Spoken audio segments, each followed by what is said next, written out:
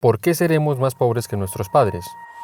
Las cosas aparentemente no están funcionando bien para los millennials, ni para los centennials.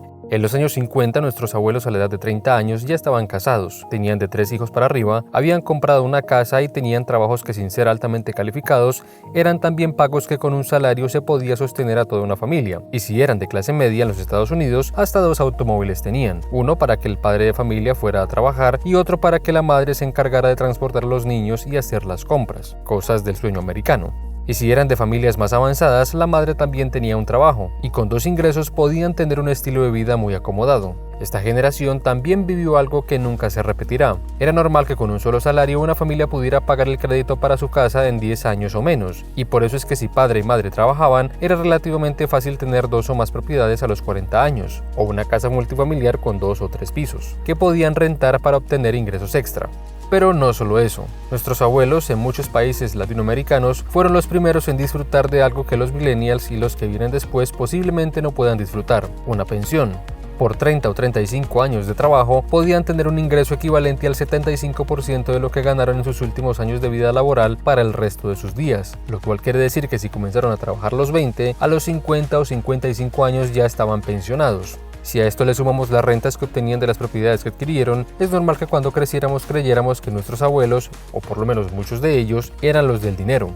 Además, contaron con una legislación laboral que permitió que pudieran conservar sus empleos bien pagos, por lo que tuvieron estabilidad para planificar su futuro, algo que las generaciones actuales no es tan fácil que lo logren.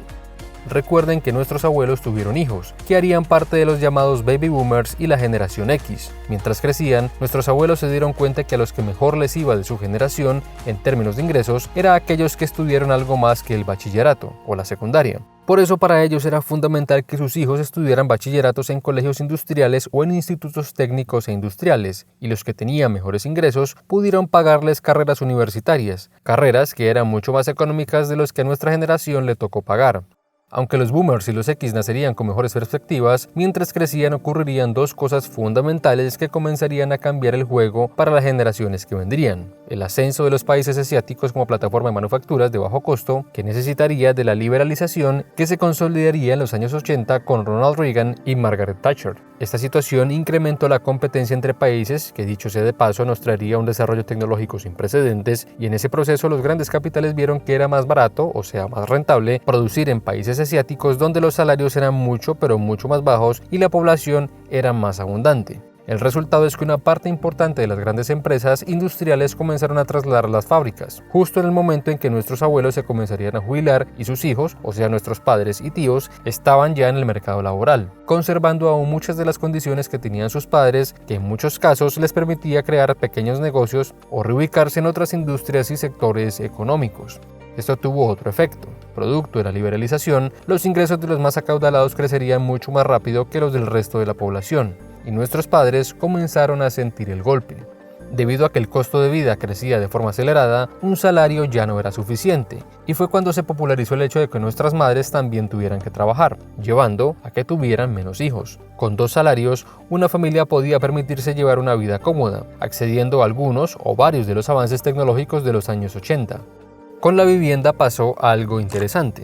El tamaño promedio de una propiedad se redujo y comenzaron a popularizarse los edificios y unidades residenciales. Pero esto no fue solamente porque las familias ahora eran más pequeñas. Los terrenos en las ciudades y los costos de construcción también crecerían, por regulaciones, nuevos requerimientos estructurales, la demanda de tierra para construir y la especulación, lo que hacía que las viviendas fueran más caras en términos reales que 30 años atrás. Y dado que los ingresos no crecían en la misma proporción, estas tuvieron que reducir su tamaño para ajustarse a la nueva realidad. Además, debían financiarse a más años, dependiendo del país, 15, 20, 25 años. Mientras nuestros abuelos disfrutaban de casas de 180, 200 o 250 metros cuadrados en las ciudades, para nuestros padres era un logro hacerse con un apartamento de 90 o 120 metros cuadrados, y lo lograban no entre los 20 y los 30, sino entre los 30 y los 40, incluso contando con 2 salarios. Y en medio de este panorama nacemos los millennials. A pesar de que la situación financiera era menos holgada que la de nuestros abuelos, nuestros padres, gracias a la productividad y a la caída de los precios relativos de muchos bienes de consumo, se las arreglaron para que tuviéramos una niñez con un nivel de vida superior a la que ellos tuvieron. de una u otra forma teníamos acceso a comodidades como televisión a color, acceso a consolas de videojuegos. A muchos nos tocó pagar por hora en un centro de videojuegos, pero accedimos a las consolas, televisión por cable, usar computadores, además de acceder a mejores sistemas de salud, mejor alimentación, mejor educación, tener acceso a internet y un largo etcétera. Muchos lograron viajar fuera del país o tener vacaciones relativamente frecuentes. Con todo esto, las perspectivas estaban mejor que nunca, pero otra vez, mientras crecíamos, algo se rompió.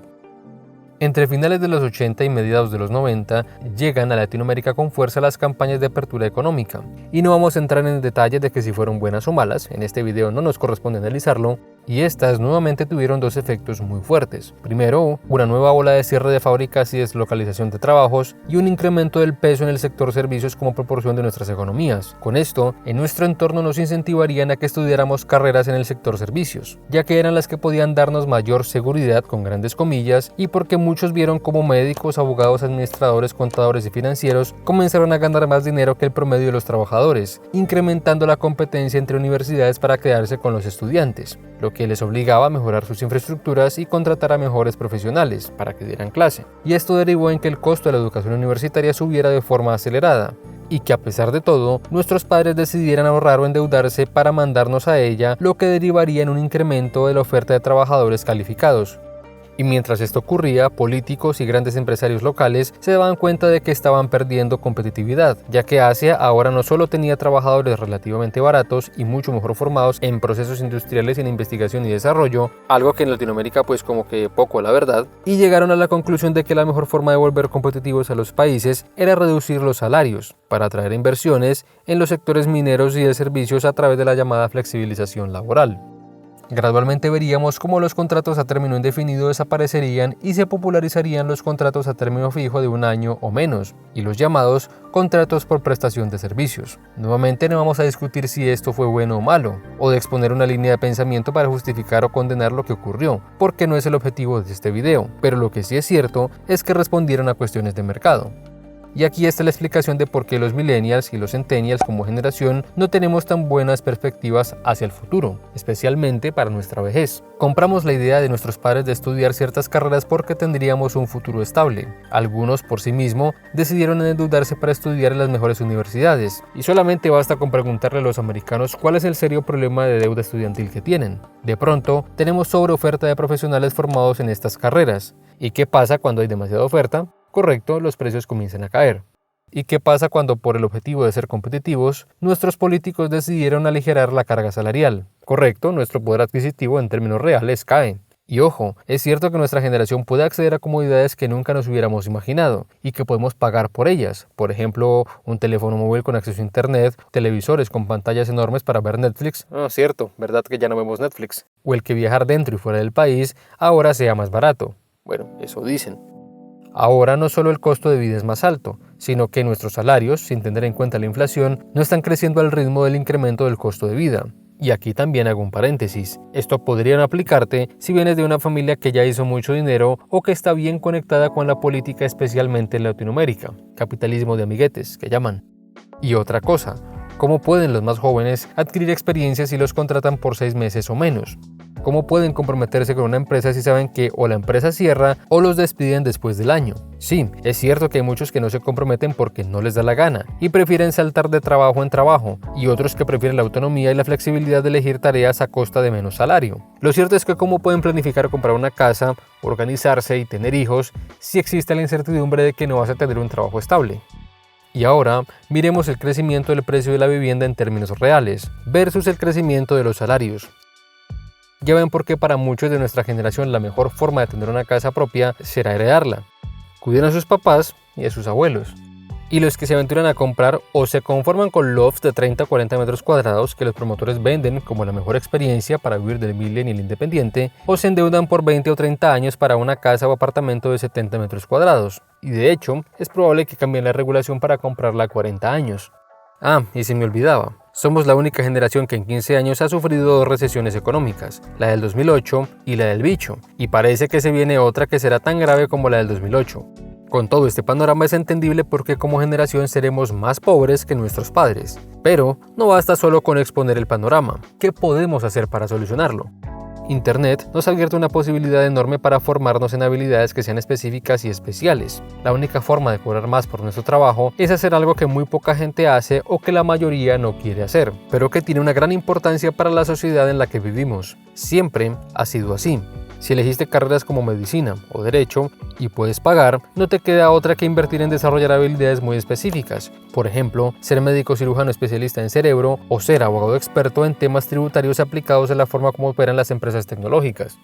Y si no estudias una carrera, quieres cambiarla o no puedes pagar una educación superior, hay opciones en trabajos manuales que pocos quieren hacer, como volverte un buen plomero especializado en edificios o entrar al mundo de la tecnología, como programador, desarrollador o incluso como creador de contenido. Si te vuelves muy bueno, tendrás una vida bastante acomodada. Si no, será muy difícil que puedas aumentar tus ingresos y de hecho tu trabajo podría desaparecer en los próximos años. Este es un buen momento para reflexionar. Ya sé que lo han escuchado un montón de veces, pero recuerden dejar un me gusta o comentar qué les pareció interesante de lo que vieron, o también, y es válido, si creen que estoy equivocado. Si les gustan los temas sobre economía de la vida real, negocios y comportamiento humano, pinchen el botón suscribirse y activen la campana de notificaciones. Tenemos muchos casos de estudio de cosas que pasan en el mundo y que trataremos de explicarlo lo más sencillo posible. Nos vemos pronto y recuerden que nuestras acciones no se mueven en el campo de lo blanco o lo negro, sino en una gran zona gris.